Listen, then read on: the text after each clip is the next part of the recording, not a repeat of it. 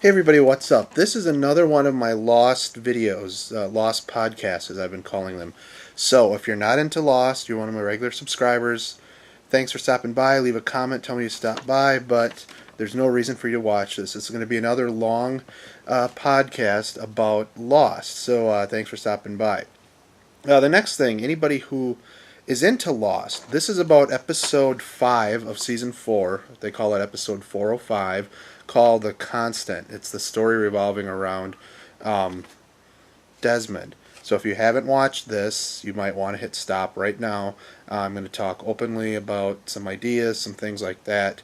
So, if you're not a fan of Lost, talk to you later. If you're a fan of Lost but you haven't watched episode 405 called The Constant, I'd suggest you turn it off now because now I'm going to talk open and spoiler alert, for this last episode.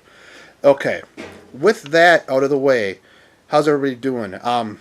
First of all, thanks to everybody who commented and put all your theories and commented with each other last week on my video. The last two I did actually have been really successful. I've actually gained a lot of new subscribers from new Lost fans, so that's cool. And there's some of you guys are leaving theories that are just blowing me away, and I just feel stupid, reading them. I'm like, wow, you guys are really onto something. So thanks for that. My last podcast was actually got more views than the one before, so there's an interest there. What a cool show. The next thing, I wanted to see what you guys thought. This is a real general format. Because it's a podcast, a lot of these radio shows and podcasts that I've been hearing about or that I listen to, they're like half an hour to an hour long. So unfortunately, I only have 10 minutes. I don't want to do multiple videos. I don't want to clog up my channel any more than I already am with this. So with that said, I have a 10-minute format. What I've been doing kind of just happened is part one of the format is usually the introduction to let people know what episode this is in case they stumble on it. Part two is usually kind of what I call housekeeping. It's usually things about links, shout outs, kind of other things about the show that fans of the show may not know about. The third thing I like talking about are previous episodes, just some general ideas that I've gotten from listening to you guys or other things or after watching it again. And then the fourth thing I get into is kind of my general thoughts about the show. I'd like to know what you guys think about this format. I kind of want to keep it loose and open and just one take and upload it without any production and all that.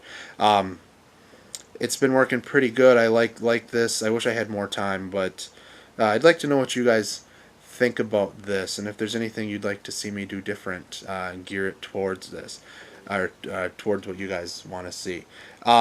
With that said, the one housekeeping thing I want to talk about today is I haven't watched them yet, but I was on the Lost website, abc.com, and then you click on Lost. There's something on there called Mobisodes. What they are is there's like a dozen or so little 1 or 2 minute clips of the show that people could get. I think it was from Verizon, for your cell phone, that aired up to the season premiere this season.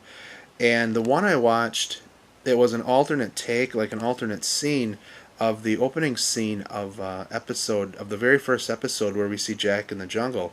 But the first scene is actually Jack's dad handing the dog Vincent a collar or something. I haven't watched them all. They do, from what I've read and I've researched this, they are part of the continuity and part of the history and part of the story. So it might be something you guys want to check out. So I will put the links over here to the Mobisodes, and maybe our assignment for next week can be to watch them all or something. Next thing, I watched last week's again, and there's really not much more I can add, other than I want to say this season has been really, really good so far. We're on episode 5, and I kind of feel like each episode's been very different. It's been a mixture of forwards and reverses. Each one has had a nice shock or a nice twist. Just really brilliant show. I kind of feel like this is season 1 again. It just got me on edge and really looking forward to it. And I think having this community and getting back with people talking about it has been really cool too. So, episode 5. The Constant. Wow. This was a hard one for me to watch. Anytime it's an episode about Desmond, I get a little confused. I have a hard time with the whole time travel concept. I think about it too much, and it blows my mind. And I've had a few negative things going on in my personal life. So last night I was really stressed out about some things and had a hard time following it. But now thinking about it, digesting it for a day, it was really a cool episode. The cool thing really is that the flashbacks weren't really flashbacks. I mean, it was him traveling through time, so it's kind of the first time we've seen a linear story from like that, starring Desmond. Now, on the island, Mr. Faraday, he has confirmed that there is a time difference off the island versus on the island, and that's why it took them so long to answer the phone. But how long it is, I don't know, because once they got on the boat, which didn't seem like that long of a journey, when they talked to Penny, it seemed like that was in real time, like it was Christmas Eve in both places. So I don't know what the flashback story about Desmond actually has to do with the story, other than possibly with him getting in contact with Penny. Faraday, okay, he's turning into a really cool character. In the podcast I listen to, they call him McFly, referencing Back to the Future. You notice he wore that thing over his chest for the electromagnetic waves, kind of like when you go to the dentist. And he asked him, well, what about your head? And he said, well, what do you mean? And we know that in our time frame, in 2004, he's got some mental problems. So is that just overexposure or what? Another cool thing, let's see. Okay, we're in the past. It's 1996. Desmond is at the auction. You find out that Winsmore, Penny's dad, is bidding on a journal from the guy's last name is Hanso, however you say it.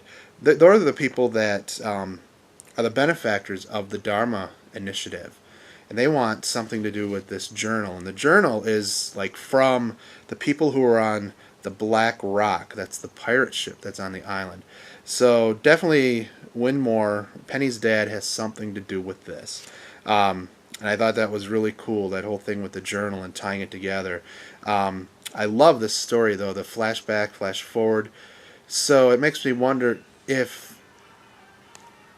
That's my cell phone, I'm just going to let it go. It makes me wonder if them traveling through time, if it's more of a mental thing, like that it's happening at the same time and they don't know about it. Are these flash forwards really happening